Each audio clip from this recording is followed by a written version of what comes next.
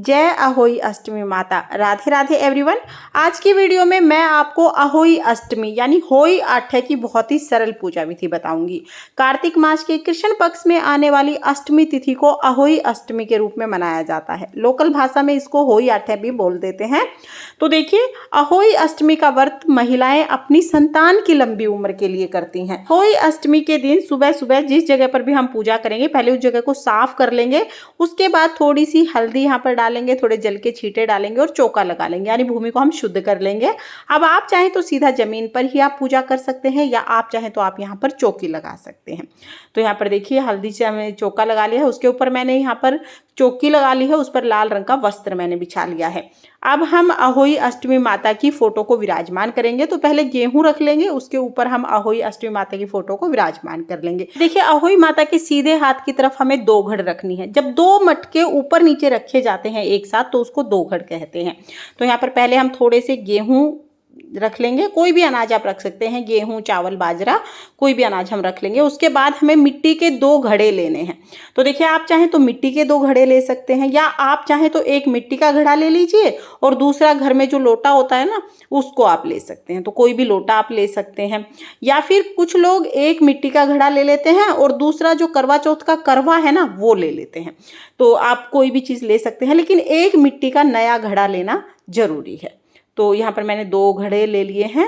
अब इनके कंठ पर हमें मोली बांध देनी है। और जब भी आप अहोई अष्टमी की पूजा करें ना, तो ये ध्यान रखें कि जो हम दो घड़ रखेंगे, इस दो घड़ को एक बार रखने के बाद किसी के यहाँ पर तो दिवाली के दिन उठा देते हैं और किसी के यहाँ पर भाई दूज के दिन उठाते हैं। इससे पहले नहीं उठाना है, दिवाली से पहले दो घड़ नहीं उठेगी। तो जिस जगह पर भी आप पूजा करें, ऐसी जगह पर पूजा करें जहाँ आप इसको रखे रहने दें, क्योंकि इन्हें हिलाना बिल्कुल भी नहीं है। देखिए, दोनों घड़ों पे मोली बांध दी है। एक में हमें जल भरना है, तो कंठ तक हम एक में जल भर देंगे और दूसरे में हमें अनाज भरना है। यहाँ पर मैं आपको बता दूं, अनाज आप कोई भी ले सकते हैं। आप चाहे चावल, गेहूं, बाजरा, कोई भी अनाज आप ले सकते हैं। अब दोनों घड़े भरने के बाद अहोई अष्टमी माता के सीधे हाथ की तरफ हम ये दोनों घड़े ऊपर नीचे रख देंगे। तो देखिए, इस तरह से हमें दो घड़ इनकी बनानी है। दो घड़ जब भी बनती है जब हम दो घड़ों को ऊपर नीचे रख देते हैं। तो इस तरह से देखिए, दो घड़ हमें रखनी है और जो ऊपर वाला घड़ा है उस पर हम ढक्कन रख देंगे। और इस दो घड़ को अब हमें बिल्कुल नहीं हिलाना है, या तो दिवाली के दिन या तो भाई दूज के दिन ये दो घड़ उठाई जाएगी। अब थोड़े से गेहूं के दाने रखकर हम गणेश जी को विराजमान कर लेंगे। आप चाहें तो जो फोटो में गणेश जी हैं वहां पर भी आप पूजन कर सकते हैं। उसके बाद हम कलावा समर्पित कर देंगे। तो यहाँ पर हम गणेश जी को कलावा समर्पित कर देंगे और अहोई माता को कलावा समर्पित कर देंगे। सामने ही हम अहोई माता के थोड़ा सा अनाज रख देंगे। तो देखिए, अनाज की ढेरी हमें जरूर लगानी है। आप चाहे तो किसी प्लेट या कटोरी में भी अनाज रख सकते हैं। अब अगर आपके यहाँ पर दिया जलाया जाता है तो अनाज के ऊपर आप दिया जला दीजिएगा, और अगर आपके यहाँ दिया नहीं जलाया जाता है तो आप दिए वाले पार्ट को स्किप कर सकते हैं, बाकी पूजा ऐसे ही करनी है। तो यहाँ पर हमने दिया जला दिया है। उसके बाद शाहू माता की पूजा भी साथ में ही की जाती है। तो देखिए, इस तरह की शाहू माता की चांदी की मूर्ति आती है। ये शाहू माता जो होती है ना, गाय के रूप में होती हैं। तो गाय और बछड़ा बना हुआ होता है इसमें, और मोती लगाए जाते हैं। घर में जितने लड़के होते हैं उस हिसाब से एक लड़के के लिए दो मोती इस माला में डाले जाते हैं। तो यहाँ पर इस तरह से हमें माला लेनी है। अगर आपके पास माला नहीं है ये, तो आप बगैर इस माला की भी पूजा कर सकते हैं। लेकिन मोस्टली घरों में शाहू माता की माला होती है। तो माला को हम जो दो घड़ हमने बनाई है ना, उनको पहना देंगे। तो दो घड़ को माला हमने पहना दी है। अब हम पूजा शुरू करेंगे। तो पूजा में सबसे पहले जल के छींटे लगाकर शुद्धिकरण कर लेंगे। फिर हम सभी को रोली से तिलक कर देंगे, चावल समर्पित कर देंगे तिलक के ऊपर।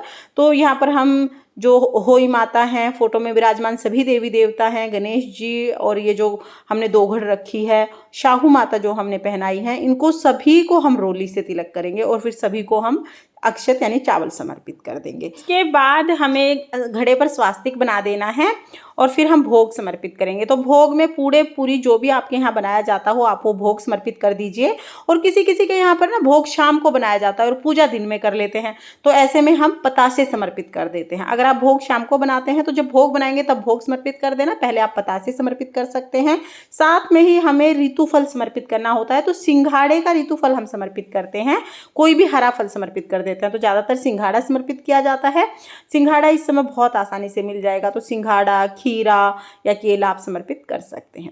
उसके साथ ही हमें अपनी सासू जी के लिए साड़ी लेनी होती है। साड़ी, सूट जो भी आपकी सासू जी पहनती हो वो ले लीजिएगा। उसके ऊपर हमें दक्षिणा रखनी है और ये हम अहोई माता को स्पर्श कराते हुए चौकी पर ही रख देंगे।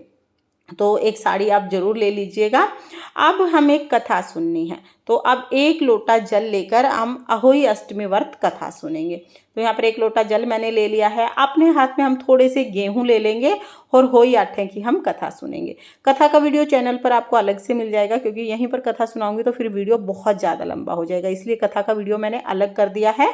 कथा सुनने के बाद जो हमने अपने हाथ में गेहूं लिए हैं वो हम गणेश जी को, होई आठे माता को समर्पित करेंगे और बाकी जो गेहूं के दाने हैं वो हम जल के लोटे में डाल देंगे। तो आप चाहें तो आप पूजा घर पर करके कथा आप अपनी देवरानी जेठानी या मंदिर में भी सुन सकते हैं। अब देखिए, कथा सुनने के बाद अगर आपने दिया जलाया है तो आप आरती कर लीजिएगा, और अगर आपने दिया नहीं जलाया है तो आरती के पार्ट को आप स्किप कर सकते हैं।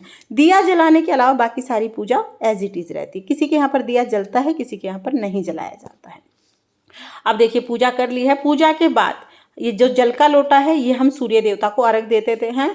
और देखिए, अगर आपके यहाँ पर पूरे दिन का, रात तक का व्रत होता है तो भी हमें क्या करना है कि जो कमोई है उनको नहीं हिलाना है।